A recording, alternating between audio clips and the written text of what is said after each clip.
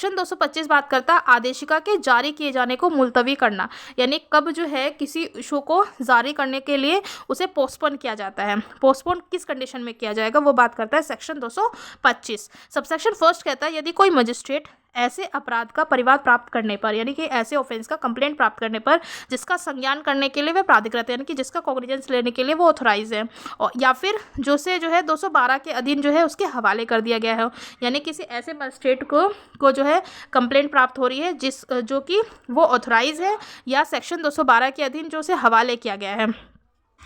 और तो ऐसे मामले में जहां अभियुक्त जो अक्यूज्ड पर्सन है ऐसे किसी स्थान में निवास कर रहा है जो क्षेत्र से परे है, मतलब जो अक्यूज्ड पर्सन है वो जिस मजिस्ट्रेट का जो जुडिक्शन बनता है उसके अलावा जो है जो जिस कोर्ट की जो जुडिक्शन बनता है उसके अलग क्षेत्र में वो अक्यूज्ड पर्सन जो है निवास करता है, जिसमें वह अपनी अधिकारिता का प्रयोग करता है।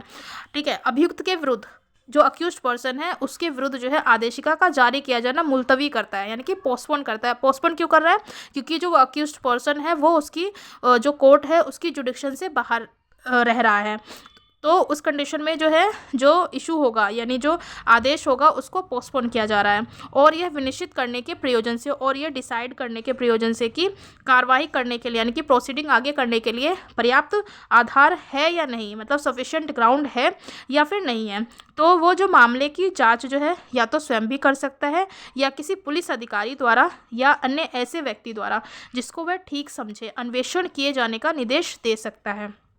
इन शॉर्ट सेक्शन 225 ये कहता है कि आदेशिका को जब जारी किया जा रहा है उसको पोस्टपोन कब किया जाएगा, और जब मतलब सब सेक्शन फर्स्ट ये कहता है कि जब मजिस्ट्रेट जो कॉम्पिटेंट मजिस्ट्रेट है जिसके पास जो है क्या ऐसा कंप्लेंट आया है वो जो है संज्ञान करने के लिए प्राधिकृत है, या फिर जो सेक्शन 212 के अधीन उस मैटर को जो है कि उस पर्टिकुलर कोर्ट को जो है मेकिंग ओवर किया गया यानी कि हवाले किया गया है, तो जो है कि जो अक्यूज्ड पर्सन है वो जो है उस कोर्ट की जुडिक्शंस में निवास नहीं कर रहा है, तो फिर ऐसी कंडीशन में जो अक्यूज्ड पर्सन है उसके विरुद्ध जो है आदेशिका जो जारी किया जाना है उसको पोस्टपोन कर देगा कोर्ट, और उस मामले का उस पर्टिकुलर मामले को का जो है ऐसे मजिस्ट्रेट द्वारा वो जांच जो है स्वयं भी कर सकता है या फिर किसी अदर जो पुलिस ऑफिसर है उसको जो है इन्वेस्टिगेशन करने का डायरेक्शन दे सकता है। ये बात करता है सेक्शन 225। परंतु प्रोवाइजो में कहा गया है कि परंतु अन्वेषण के लिए यानी कि इन्वेस्टिगेशन के लिए ऐसा कोई निर्देश ऐसा कोई डायरेक्शन जो है वहाँ नहीं दिया जाएगा जहाँ पर पहला कहता है जहाँ मजिस्ट्रेट को यह प्रतीत होता है यानी कि मजिस्ट्रेट को ये लगता है कि वह अपराध जिसका परिवाद किया गया है कंप्लेंट किया गया है अनंतर सेशन न्यायालय द्वारा विचारणीय यानी कि एक्सक्लूसिवली कोर्ट ऑफ सेशन द्वारा ट्रायल है, तो वहाँ पर ऐसा कोई इन्वेस्टिगेशन का ऑर्डर नहीं दिया जाएगा मजिस्ट्रेट के द्वारा। और ख पॉइंट कहता है जहाँ कंप्लेंट जो है किसी न्यायालय द्वारा नहीं किया गया है, यानी कि जहाँ पर कंप्लेंट जो किया गया है वो किसी कोर्ट द्वारा नहीं किया गया है, जब तक कि परिवादी की या उपस्थित जो साक्षी हैं उनका धारा 223 के अधीन शपथ पर परीक्षा नहीं कर ली जाती है। मतलब यहाँ पर ये कहा गया है कि कब जो है पुलिस जो मजिस्ट्रेट है वो पुलिस ऑफिसर को इन्वेस्टिगेशन का ऑर्डर जो है किन कंडीशन में नहीं दे सकता है। तो जो पहला कंडीशन है वो ऐसे मैटर है जो कि एक्सक्लूसिवली यानी कि अनंतर सेशन न्यायालय द्वारा जो विचारणीय मैटर है वहाँ पर पुलिस जो है कि इन्वेस्टिगेशन का ऑर्डर नहीं दे सकता है मजिस्ट्रेट। और दूसरा मैटर यह है कि जहाँ पर परिवाद जो है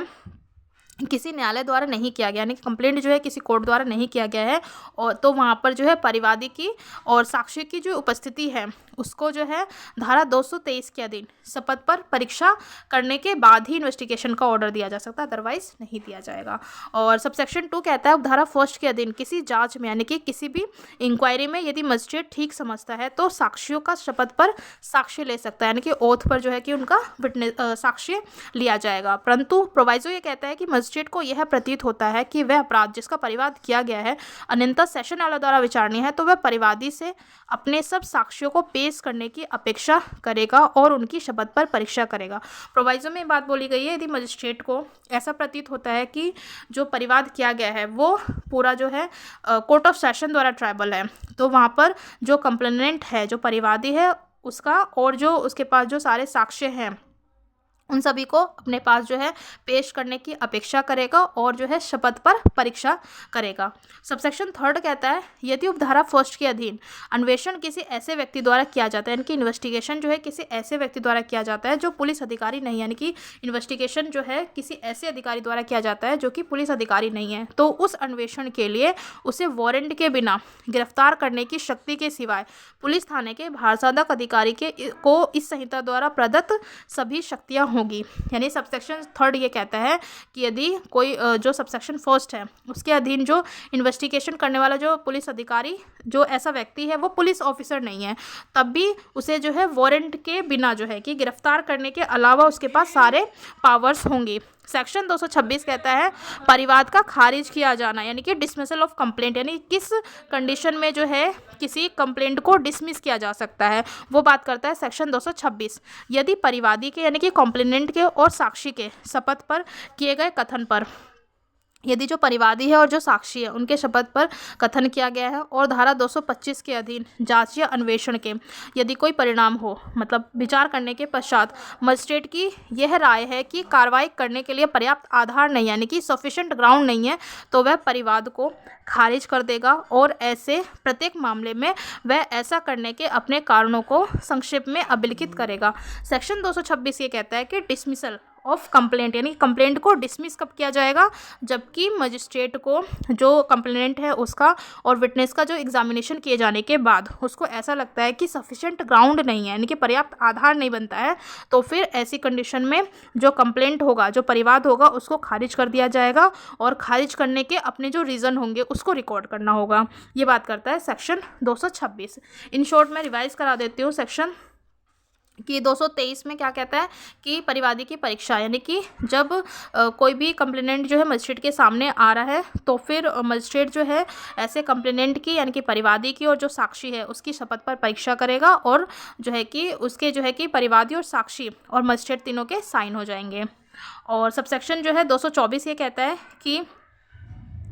जो मजिस्ट्रेट होगा, मतलब जब मजिस्ट्रेट जो है ऐसे मैटर का कि जिसके पास जो है कि उसका जुडिक्शन नहीं बनता है तो संज्ञान करने के लिए क्या वो सक्षम होगा, तो सक्षम कैसे होगा या नहीं होगा, तो जिस कंडीशन में यदि वो नहीं है, कॉम्पिटेंट नहीं है, तो ऐसी कंडीशन में यदि परिवाद जो है कंप्लेंट जो है लिखित रूप में है तो फिर वो इंडोर्समेंट करके कंप्लेनेंट को परिवादी को लौटा देगा, और यदि परिवाद जो है लिखित नहीं है तो फिर ओरली रूप से वो न्यायालय में जो प्रॉपर न्यायालय है उसमें जाने का निर्देश देगा। और सेक्शन 225 कहता है कि इशू जो है उसको पोस्टपोन किया जाना, यानी कि कब जो है आदेशिका को मुलतवी करेगा, तो जब कोर्ट जो है मजिस्ट्रेट को ऐसा लगता है कि जो अक्यूज्ड पर्सन है वो उसकी जो जुडिक्शन है उससे बाहर कहीं रह रहा है, उसके परे किसी स्थान पर रह रहा है, किसी अन्य क्षेत्र में रह रहा है, तो फिर वहाँ पर जो है वो